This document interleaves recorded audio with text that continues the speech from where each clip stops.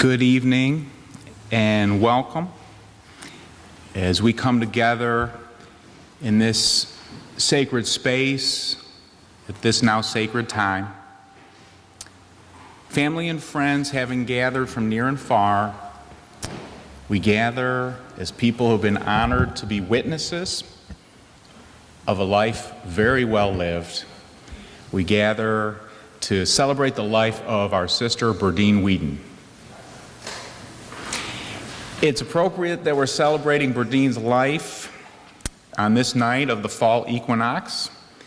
This is a time of harvest, of thanksgiving and joy, of leave-taking and sorrow. On this day, day and night are essentially equal, in balance, and we can give thought at this time, the night of the fall equinox. I think Berdine would be delighted that we're celebrating her on this night. We could take a time to think about the balance and flows in our own life of energies and commitments. Throughout the British Isles and Ireland, on this night of the fall equinox, for many generations, great ceremony attended the cutting of the last sheaf. Bundle of grain was often braided in the shape of a woman, sometimes dressed in a gown. At the end of the harvest, everyone came together for what was called, and still is to this day, a maiden fest, a maiden feast, maiden fast, both names, where people commonly toasted Mother Earth for all her help with the harvest. Tonight, we raise our glasses, literally later, figuratively now, and give thanks to Mother Earth for giving us Berdine. It's good to come together in this ancient ritual of celebrating the life of a deceased loved one. We can look each other in the eye and know that our hearts are big enough to contain the sadness and the joy. Skye and Rosara are in the front row here with their new baby Orion, and we want you to know, actually if you could just take a minute to look back, everyone is here to surround you too with our love right now. With tears in our eyes from loss, with smiles in our hearts because of the blessings Berdine brought to us and countless others, let this be a night of heartfelt honoring and joyful gratitude. As most of you know, Berdine was an integral part of our Earth Honoring Traditions group and helped as a leader with many years of ritual and celebration. And at this time, I invite up some of the leaders of our group who will lead us in the invoking of the directions. So I'd like to call the guardians of the directions here. My name is Dennis Strain, and with me is my wife Shannon, and Danya Caldwell, Meg Ryan, and Sarah Fraser. Berdine always started every celebration with invoking the directions. And the direction of the East was associated with the season of spring, the element of air, a time of inspiration, getting things started. And the South was associated with the season of summer, a time of the element of fire, a time of energy and passion. And in the West, the season of fall, the element of water, a time of change. And finally, the North, the element of earth, a time of gestation, time of seeds germinating and getting ready for the spring. So with that, we're going to ask you to stand if you can, and we're going to face the east, which is directly in front.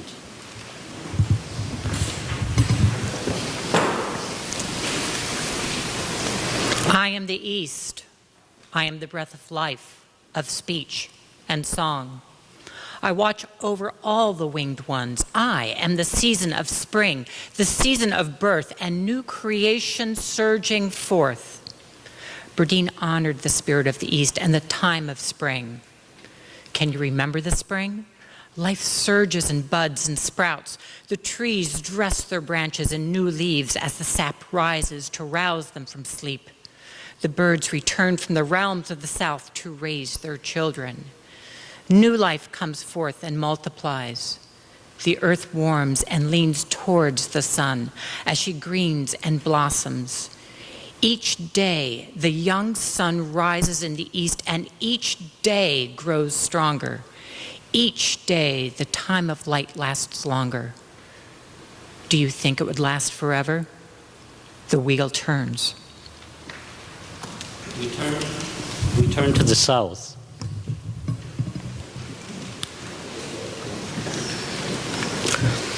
I am south. I am the place of midday, ruled by the element of fire. I am the passion and laughter of life, keeper of earth's fertility, guardian of all that walks and crawls on the earth. I hold the gift of fertile earth from whence your crops come forth.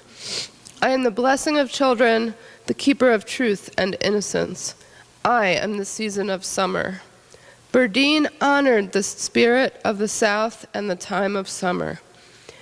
Can you remember the summer? The fruit sets upon the vines and the branches of the trees. The herds fatten on the thick grass of the upper pastures. Young animals scamper and play under the watchful eyes of the older animals. The young birds learn to fly. Your own children take shade under the glorious leafy canopy of the trees. The earth leans nearest the sun, radiant in her beauty. The sun, strong and hot, is at the peak of his power, and the light exceeds the darkness. Did you think it would last forever? The wheel turns. Now we turn to the west, facing the back of the church. I am west, place of dusk, ruled by the element of water. I am the guardian of life's water, from the ocean's depths to the waters of the womb that rocked you before your birth. I am the sweet rain satisfying the thirsty earth and keeper of all that swims and lives in water. I am the place of all that lies below the surface, of intuition and dreams. I am the season of fall, and I rule the time of harvest. Berdine honored the spirit of the West and the time of autumn. Can you remember the time of fall? Do you remember the back-breaking labor of harvesting the grains and fruits and vegetables? The vines and trees, heavy with their bounty. Now the young animals take their places beside the elders and begin the great migrations to the realms of the south and the pastures of the lowlands. The trees transform from deep green into glorious gold, orange, and red. Their true colors shine forth before they drop their finery, leaf by leaf, to the ground. Your own children must be dressed against the evening chill and your labor to make ready for the coming darkness. The earth stands apart from the sun, who grows cooler, and the light begins to die. Did you think it would last forever? The wheel turns. Now we turn to the north.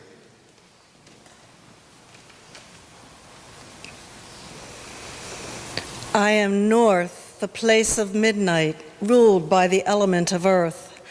I am the place of the ancestors and ancient wisdom, of all that has walked the wheel through millennia and knows the way.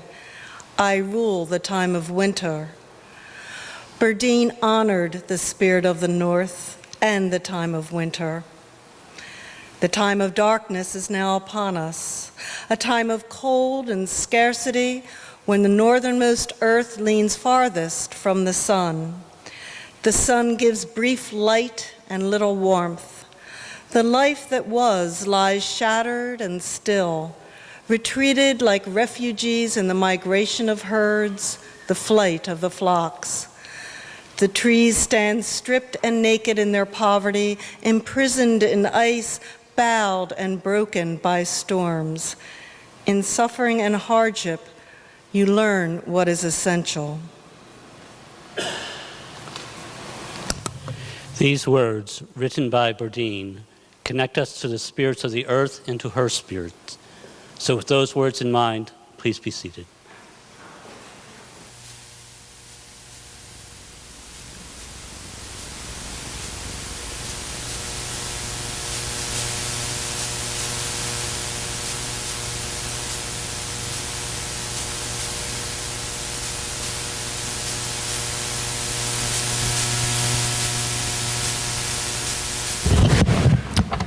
As they assemble, I just want to mention what we'll probably hear multiple times. Berdine was a member of the choir for many years, and she is certainly in their hearts. They've been talking about looking forward to singing in her honor tonight.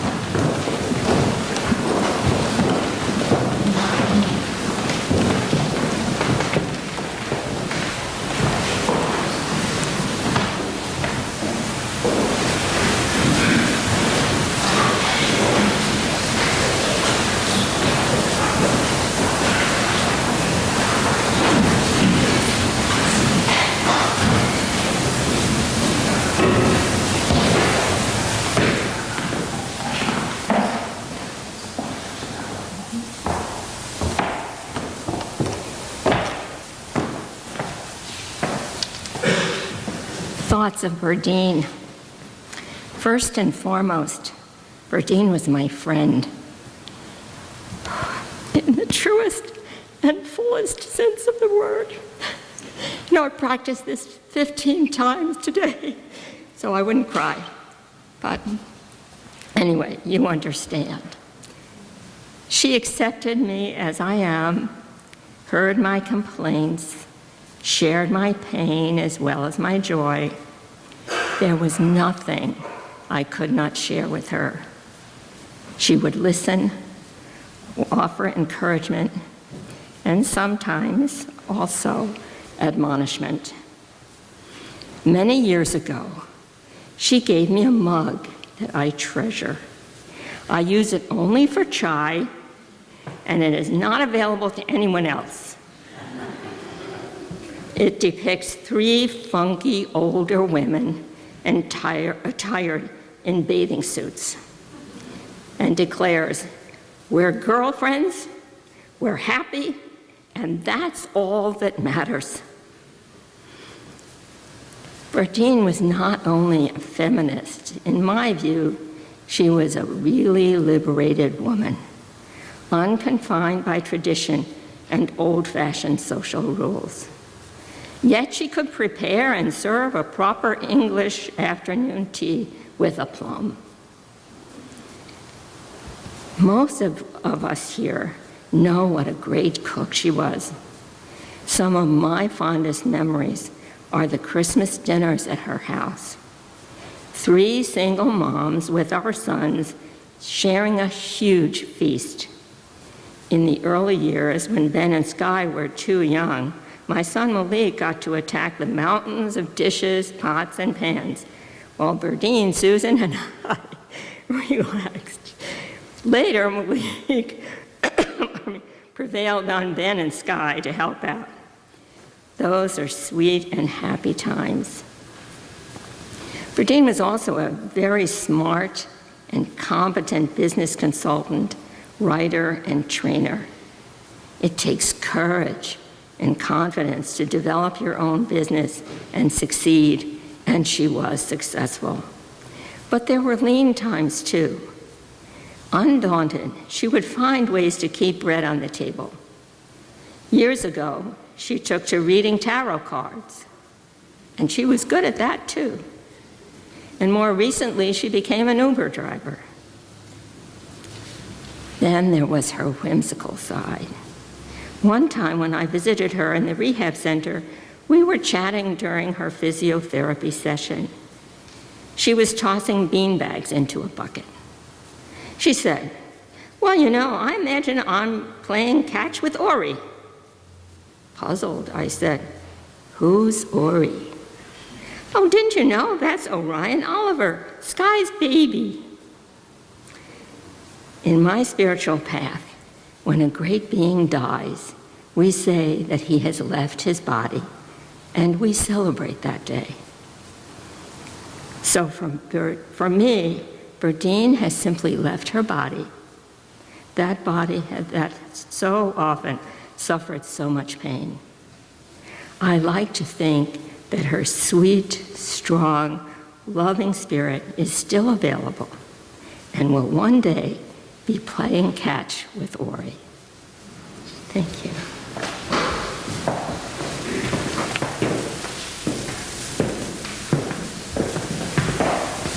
Thank you, Claire Nagel. I apologize I didn't give a proper introduction for longtime friend, Claire Nagel. And now, her son, Skye.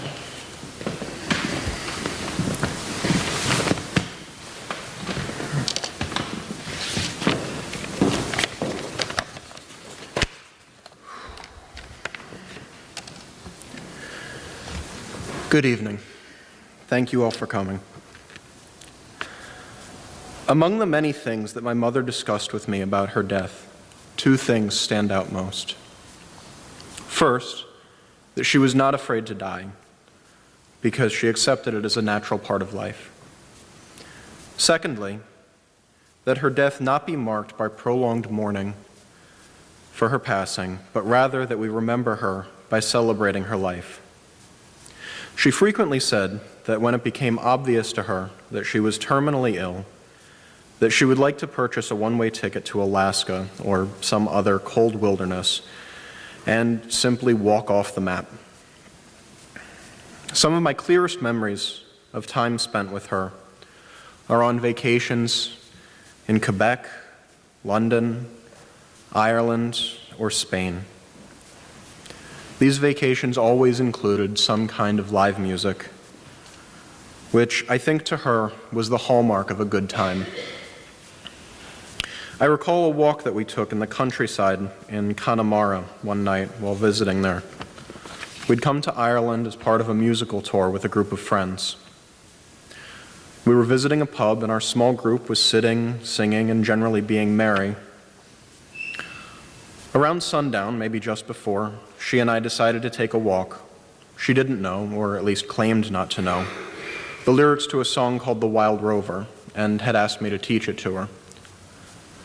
We must have walked well past sunset, down some all but abandoned farm road, singing The Wild Rover together like a pair of drunks, which I suppose we probably were. As I recall, after night fell, we were far enough from the nearest light source that after looking up at the sky, you could see the Milky Way as easily as any constellation. And I don't think I've seen near as many stars as we did that night. She drank a Manhattan with an extra cherry for me for just about as long as I can recall, over a surf and turf dinner at the William Penn Inn. She really just wanted the lobster, I think, which she regarded as a particularly tasty transport device for the drawn butter that it came with.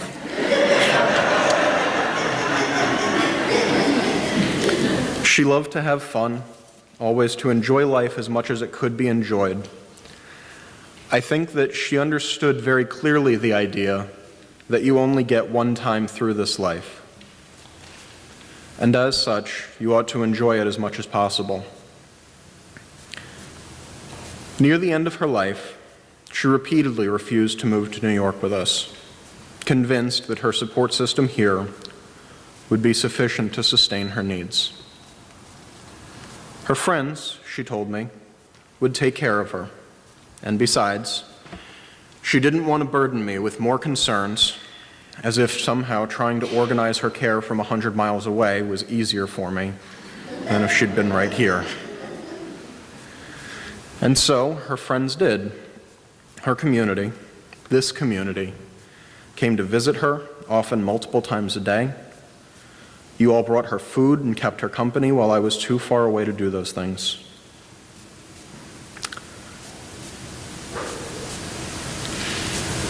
I cannot articulate my thanks for that in any way that conveys the magnitude, for which I am grateful. But for what it's worth, thank you.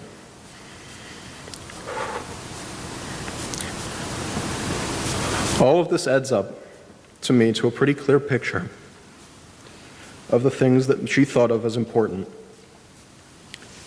and explains how she lived her life.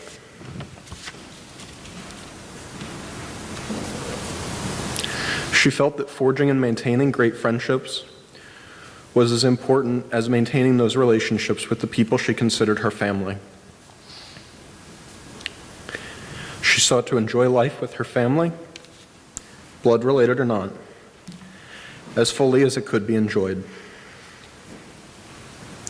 For years, she had a shirt that we got at Ben & Jerry's in Vermont, with a quote on it that I think was informally her slogan: "If it's not fun, why do it?"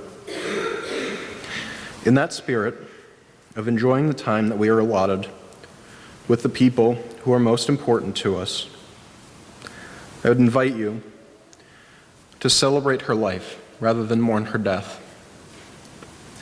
Remember her as the laughing, singing, and joyful person that she was. Thank you.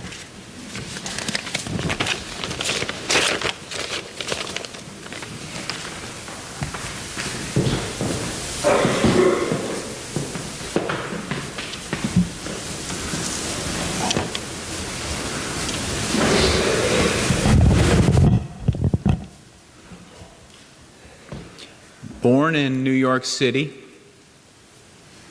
Berdine Whedon grew up in West Coastville in the Lehigh Valley of Pennsylvania.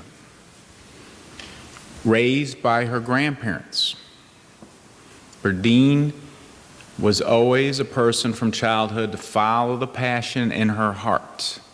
Follow the passion in her heart. And there are stories of her having done that from childhood, in particular loving to hit the ski slopes in the Poconos and be involved with music making from a very young age. In my 15 years of knowing Berdine, which is a great honor, I was really touched to get to know her very personally in many ways. She was president of the congregation for 2 years, which is a large time commit job, but it's a big heart commitment job. It involves a lot of close calls and discernment, and so we shared meals together and really had a lot. We really got to know each other very deeply. Skye was the apple in her eye, and she was so booming proud of you two, Skye and Rosara, and all you do to help make the planet a better place, and so excited for you to be the amazing parents that you are and are going to be in developing. So Skye, none of us want you to have to speak at your mother's memorial as young as you are, but that was so dignified and beautiful, the words you just gave. I tease Berdine about a number of items. I don't have time to go into all of them, but all our little skirmishes. But I said she reminded me of Margaret Fuller, one of the leading female transcendentalists. It was a little nickname I had for her. Many no less a Fuller because she often played second or third or fourth or fifth fiddle to close friends like Emerson and Thoreau in the Transcendentalist Club. She was a female member in the early 1800s, and I told Berdine, make no mistake, Margaret Fuller and you have played and are playing critical roles in helping people to identify divinity found in all living things. It's a big deal, and it's a message that can never be conveyed too many times, including in the gold and bronze oak leaves, a sparrow in flight, or the splashing and sparkling of a brook. Of course, Berdine helped us to ritualize and reaffirm our sustaining connections with Mother Earth in so many main ways that the Transcendentalists, a lot of them connected to Unitarianism, were persona non grata in many circles of Christianity in the early 1800s. But I think Berdine was right in line. She served the... No, I'm going to go to one other thing. Mark Doherty could not be here tonight, the director of the choir, and Mark worked with Berdine for many years. He actually taught Skye music as well at his school. But Mark was with Berdine on one of the last days of her life, and he wanted me to say that Berdine, which was a talented singer with a lovely voice, and Mark and I knew she had a sophisticated range of music options. She loved to sing in the choir. Favorite pieces of hers included John Rutter's Requiem and the Bach Mass in B minor. And she also rocked it out with our USG band as one of the singers, helping with the Beatles and Bob Marley. And it was all Berdine. It was all Berdine. She did serve the congregation for 2 years as president of the board, and she demonstrated a commitment way beyond the call to duty from any task that was needed. She had a lot of business acumen, so she could do all the budgeting and administrative stuff, but her passion was equipping people to live out spirituality and justice making. So she used all her training skills to help us recruit and train and support leaders to live out what was in their heart. Another transcendentalist idea that was so. Berdine marched to the drummer of Berdine, and the transcendentalists would say all the time, listen to your soul, listen to your soul, and live out the truth found therein. And Berdine wanted this church to be equipping people and empowering people to do just that. That's what her leadership was about. I want to, and one of my Berdine, tell it what Berdine was about. Second year of her presidency, one of our, let's say, disagreements, she decided to become a yoga teacher and take yoga teacher training during the presidency, which is extremely demanding. But I said, you take care of yourself and you do it. But the point, she did it, and she became a yoga instructor while being the president of the board. And if you ask anybody else who's been the president of the board, to do those things while you're working a job is really pushing it. But she just had a drive to live out her heart. And this drive for body, mind, and spirit health and resiliency, which was elusive to Berdine at times, like for so many of us, never stopped her to search and efforts, including all the way to requesting blueberry smoothies in the hospital in her last days. So Berdine, I just have a feeling that maybe you can hear, I'm not sure, in the coming years, on your behalf, we will stay connected to nature, work for justice, and drink blueberry smoothies in your honor. We'll now hear from the choir again.